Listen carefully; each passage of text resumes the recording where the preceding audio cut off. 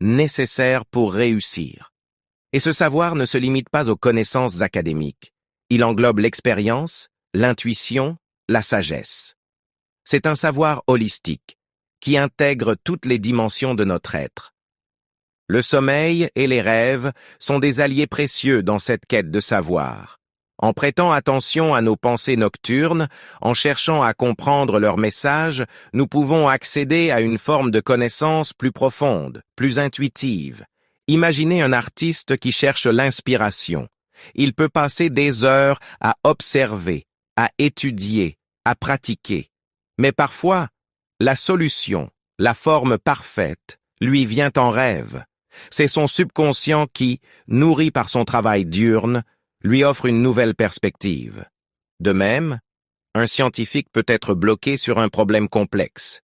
Il peut lire, expérimenter, discuter, et puis, au petit matin, une idée lumineuse lui vient, une connexion qu'il n'avait pas faite auparavant. C'est le savoir qui se révèle, nourri par le travail de l'esprit, même au repos. Le savoir, c'est le pouvoir. Le chêne, c'est le savoir. C'est le pouvoir. Alors, comment cultiver ce savoir? Comment en faire notre allié? Premièrement, par la curiosité. Soyez curieux de tout. Posez des questions. Cherchez des réponses. Lisez, écoutez, observez. Chaque information que vous assimilez est une graine de savoir. Deuxièmement, par la réflexion. Ne vous contentez pas d'accumuler des informations. Prenez le temps de les comprendre, de les analyser, de les relier entre elles. C'est dans la réflexion que le savoir prend tout son sens. Troisièmement, par la pratique. Le savoir ne devient réellement un pouvoir que lorsqu'il est mis en application. Expérimentez, testez, agissez. C'est en faisant que l'on apprend le mieux. Quatrièmement, par l'attention portée à votre monde intérieur. Écoutez vos pensées, vos émotions, vos rêves. Ils sont une source inestimable de connaissance de soi. Tenez un journal de pensées, un journal de rêves. Observez vos réactions. Identifiez vos schémas. Cinquièmement, par l'ouverture à l'apprentissage continu. Le monde change, et nous devons évoluer avec lui. Ne vous reposez pas sur vos acquis. Cherchez constamment à élargir vos horizons, à acquérir de nouvelles compétences, à développer votre compréhension. 6. La dimension spirituelle, le rêve comme message. Au-delà de la science, beaucoup de traditions spirituelles considèrent le rêve comme un langage de l'âme. Les pensées du jour deviennent des vibrations qui se prolongent dans le sommeil. Selon cette vision, l'esprit, une fois détaché du corps endormi, continue à explorer ce qu'il a semé dans la conscience. Ce qu'on pense n'est donc pas perdu. Chaque pensée crée une onde et le rêve en est l'écho. Dans certaines philosophies orientales, on dit que le rêve révèle l'état intérieur réel d'une personne.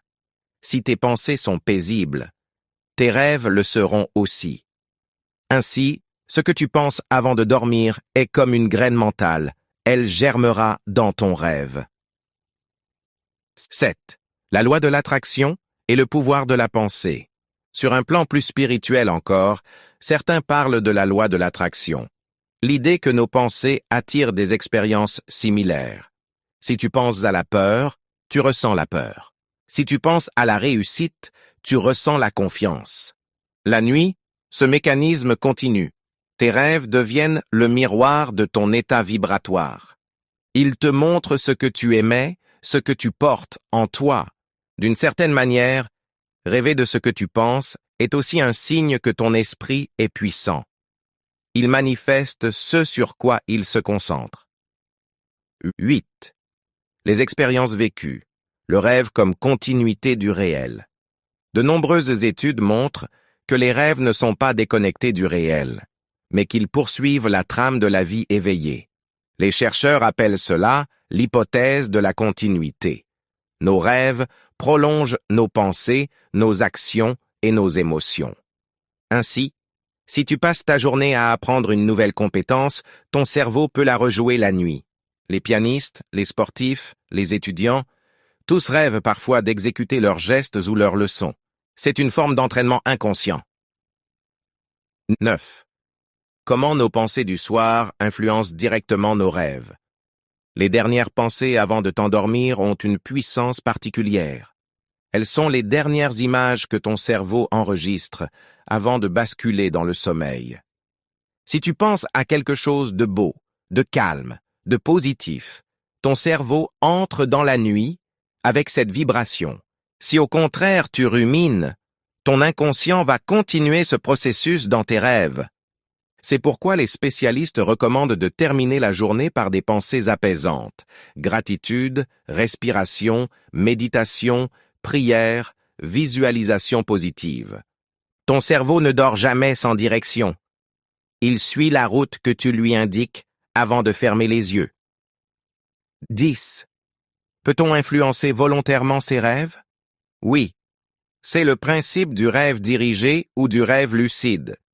Si tu penses fortement à quelque chose avant de dormir, par exemple à une personne que tu veux revoir ou à un lieu où tu veux retourner, tu peux parfois induire ce rêve consciemment. Certains s'entraînent à le faire en répétant mentalement une intention avant de s'endormir. Je veux rêver de... Je veux comprendre pourquoi je ressens cela. Avec le temps, cette pratique permet de dialoguer avec son inconscient.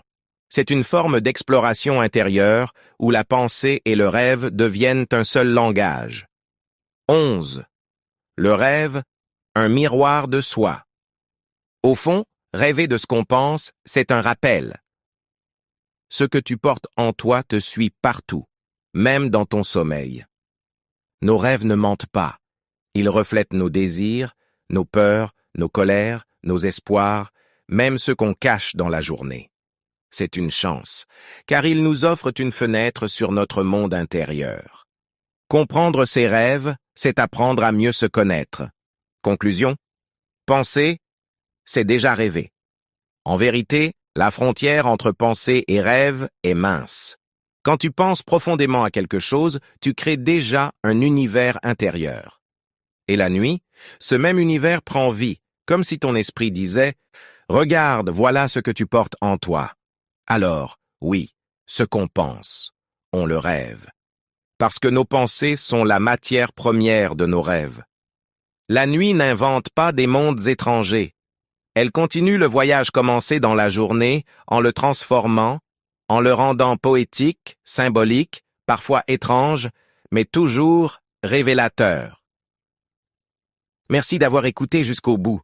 Si ce sujet t'a passionné, n'oublie pas de t'abonner, de liker la vidéo et de la partager pour que d'autres puissent, eux aussi, comprendre les mystères de leur esprit. Et surtout, ce soir, avant de dormir, pense à quelque chose de beau. Peut-être que tu le verras là-bas, dans ton rêve.